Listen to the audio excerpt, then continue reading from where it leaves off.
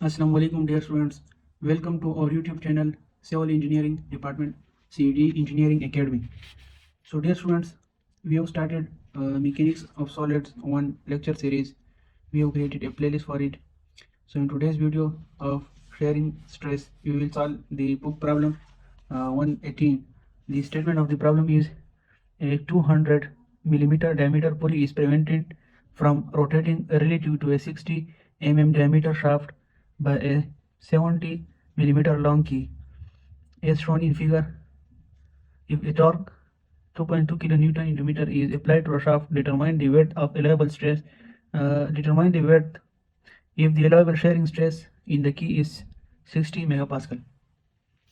So dear student, इस क्वेश्चन में हमें क्या कहा गया है कि ये जो पुली है इसका डायमीटर 200 है, ठीक है, और ये जो शाफ्ट है ये पुली में अंदर एक और गोल जो है वो शाफ्ट है, इसका जो डायमीटर है हमारे पास वो 60 मिलीमीटर है और इसमें एक की है, ये देखो साइड से ये नजर आ रहा है, लेकिन इसको जब यहाँ से जूम करें तो इस शाफ्ट में एक की लगा होता है, ठीक है, जो ये हम डालते हैं इसमें तो ये मोशन जो पुली रोटेट होती है तो जब हम ये की उसमें डालते हैं तो ये मोशन स्टॉप हो जाता है। तो ये की यहाँ पर लगी हुई है, ठीक है, यहाँ पर जूम हुई है, ये कह रहा है कि इस पी का जो लेंथ है वो 70 मिलीमीटर है, सही है, थिकनेस हमारे पास 10 है। ये कह रहा है कि अगर इस की पर या इस शाफ्ट में हमारे पास जो टार्क है वो इतना हो 2.2 किलो न्यूटन इंटू मीटर, तो ये लोग कह रहे हैं कि अगर इसकी का शेयरिंग स्ट्रेस जो है वो हमारे पास 60 मेगा पास्कल हो तो इसका वेट फाइंड करें। तो इसका हम वेट जो फाइंड करेंगे तो जाहिर बात है वो ही शेयर के फार्मूले से फाइंड करेंगे, क्योंकि शेयर के फार्मूले टाउ किस चीज़ के बराबर है फोर्स पर डिवाइड बाय रेजिस्टिंग एरिया। तो एरिया में हमारे साथ क्या आता है, लेंथ, यहाँ पर इस की के एरिया जो होता है, सही, जहाँ पर फोर्स लग रहा है उसका रेजिस्टिंग एरिया मतलब फोर्स उस एरिया के पैरेलल होगा। आगे मैं बताऊंगा कि कौन सा एरिया है, मतलब एरिया यहाँ पर लेंथ मल्टीप्लाई बाय वेट के बराबर होगा। तो जो हम ये इक्वेशन इस तरह लिखेंगे, tau is equal to V divided by L into B. तो इस इक्वेशन से हम बी की वैल्यू फाइंड करेंगे। हमारे पास इस इक्वेशन में शेयर की वैल्यू बी गिवन है, लेंथ ऑफ द की भी गिवन है, लेकिन यहाँ पर हमारे साथ ये जो फोर्स है इसमें जो शेयर फोर्स है, ठीक है, वो गिवन नहीं है। हम क्या करेंगे, पहले ये शेयर फोर्स फाइंड करेंगे, ठीक है। बाकी इंशाल्लाह ये क्वेश्चन इतना मुश्किल नहीं है, आप लोगों ने इस तरह करना है कि क्वेश्चन के फिगर को और उसके स्टेटमेंट को अच्छी तरह समझना है। अगर एक बार आप लोग ये अच्छी तरह समझ गए फिर इंशाल्लाह क्वेश्चन इतना मुश्किल नहीं होता, फिर वो आसान हो जाता है, सही है। तो अब हम सोल्यूशन की तरफ आते हैं। तो डियर स्टूडेंट्स, अगर ये की जो है अगर मैं आप लोगों के लिए यहाँ पर 3 डायमेंशनली शो करूँ कि ये किस तरह दिखाई दे रहा है तो आप लोग और भी समझ जाओगे। देखो ये की जो है ये मैं यहाँ पर 3 डायमेंशनली शो करता हूँ। अगर ये यहाँ पर इसका लेंथ हो, सही है,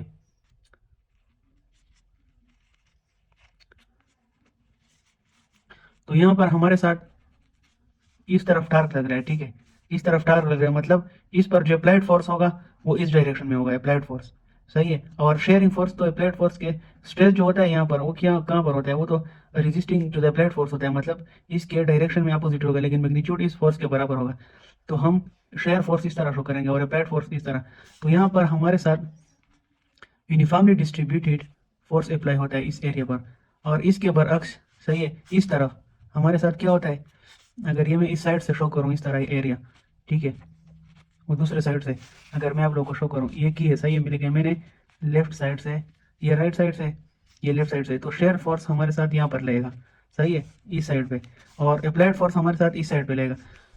तो ये तो हमारे पास ये एरिया हो गया, सही है, मतलब हमारे पास इसका ये वाला एरिया जो है, ये जो हम कट करते हैं ना फोर्स, इस शेयरिंग एरिया को कट करते हैं तो हमारे पास ये वाला एरिया शेयर में आ जाता है। तो ये क्या है, ये एरिया हमारे पास किस तरह निकलेगा, ये एरिया हमारे पास निकलेगा लेंथ मल्टीप्लाई बाय वेट।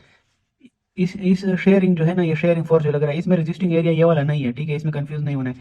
देखो अगर मैं इसको यहाँ पे कट करूँ इस तरह कट करूँ तो इसका ये एरिया जो होगा वो ये वाला होगा, सही है, ये वाला एरिया जो है। अगर मैं यहाँ पर इसके इस तरह कट लगाऊं, इस तरह इसको कट करूं, इस तरह इसको कट करूं, सही है, तो इसमें जो शेयरिंग एरिया होगा वो ये वाला होगा। ये किस चीज़ के बराबर है, ए मल्टीप्लाई बाय बी, ये क्या, ये लेंथ मल्टीप्लाई बाय वेट। तो इससे हमारे पास ये शेयर एरिया आ जाएगा, क्योंकि यहाँ पर शेयरिंग फोर्स इस डायरेक्शन में लग रहा है, वो इस रेजिस्टिंग एरिया के पैरेलल है, सही है। तो यहाँ पर शेयर स्ट्रेस इस डायरेक्शन में प्रोड्यूस होंगे। अच्छा, तो ये तो आप लोग का कंसेप्ट हो गया। अब हम क्या करेंगे, अब हम आते हैं इस फिगर की तरफ। देखो यहाँ पर शेयर फोर्स लग रहा है, यहाँ पर टार्क लग रहा है, टार्क की वैल्यू हमारे पास गिवन है, वो कितनी है 2.2 किलो न्यूटन इंटू मीटर। तो हम यहाँ पर क्या करेंगे, पहले इस फोर्स की वैल्यू फाइंड करेंगे, जो फोर्स की वैल्यू जो होगी तो वही वैल्यू हमारे पास शेयर फोर्स की वैल्यू भी होगी, क्योंकि मैग्नीट्यूड में तो दोनों सेम होते हैं।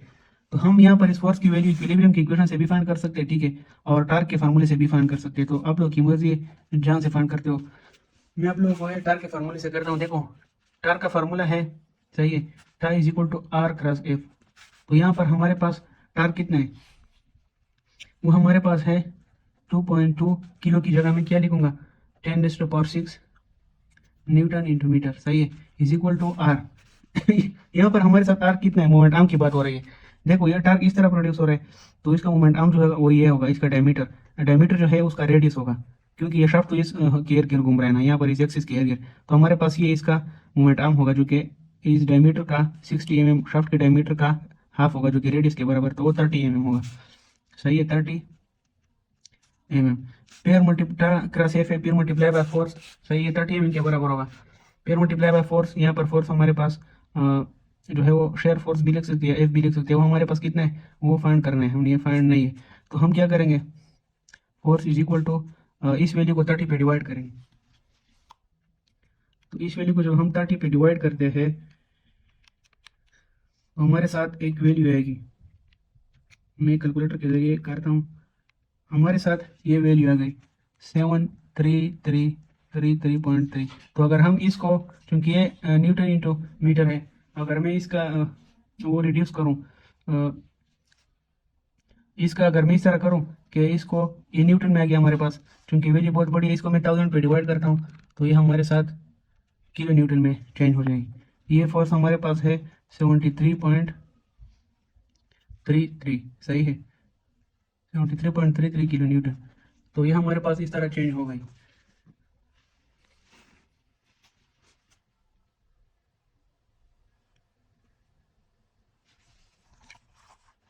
अच्छा, अब हमारे साथ फोर्स की वैल्यू तो फाइंड हो गई, सही है। तो फिर हम इसके बाद क्या करेंगे, फिर हम इसके बाद इस तरह करेंगे कि ये फोर्स जो है इसको हम शेयर के फार्मूले में पुट करेंगे। शेयर का फार्मूला क्या है हमारे पास, शेयरिंग स्ट्रेस का, tau is equal to V divided by A. तो हमारे पास ये फोर्स जो है वो इस फोर्स के इक्वल है, सही है, और टा की वैल्यू भी हमें गिवन है जो कि 60 मेगापास्कल के, यहाँ पर मैं 60 लिखता हूँ, सही है, मेगापास्कल। तो यहाँ पर हमारे पास क्या आ जाएगा, यहाँ पर हमारे पास आ जाएगा, चूँकि मैं किलो की जगह मैं किलो न्यूटन में नहीं लिखता, इसी वैल्यू में लिखता हूँ, सही। ये तो मैंने शॉर्ट के लिए शॉर्टकट लिखी थी, 133 न्यूटन। अच्छा, डिवाइड में क्या आएगा, यहाँ पर एरिया आएगा, तो एरिया यहाँ पर किस चीज़ के बराबर है, ए मल्टीप्लाई बी। इस केस में एरिया ए मल्टीप्लाई बी के बराबर है। ए हमारे पास इसका लेंथ है जो कि 70 मिलीमीटर है, सही है। बी हमें अननोन है, हमारे पास ये बी तो हमने फाइंड करनी है, ठीक है। ये आप लोगों को दिखाई दे रहा है कि नहीं, देखो ये tau is equal to force by area, तो हमारे पास फोर्स हमने ये फाइंड किया टार्क के फार्मूले से, सही है। ये वैल्यू में न्यूटन वाली वैल्यू यहाँ पर डाली, यहाँ पर ये शेयर स्ट्रेस का, शेयर स्ट्रेस की वैल्यू है जो कि हमें ऑलरेडी गिवन है, और एरिया जो है लेंथ मल्टीप्लाई वेट है, लेंथ 70 हमारे पास, ये वेट हमने फाइंड करना है। तो इधर B is equal to 733.33 newton divided by 60 megapascal, सही है, और उसके बाद मल्टीप्लाई बाय 70 लिमिट। तो देखो स्टूडेंट्स, यहाँ पर इसकी वैल्यू क्या आएगी, मैं कैलकुलेटर के जरिए करता हूँ।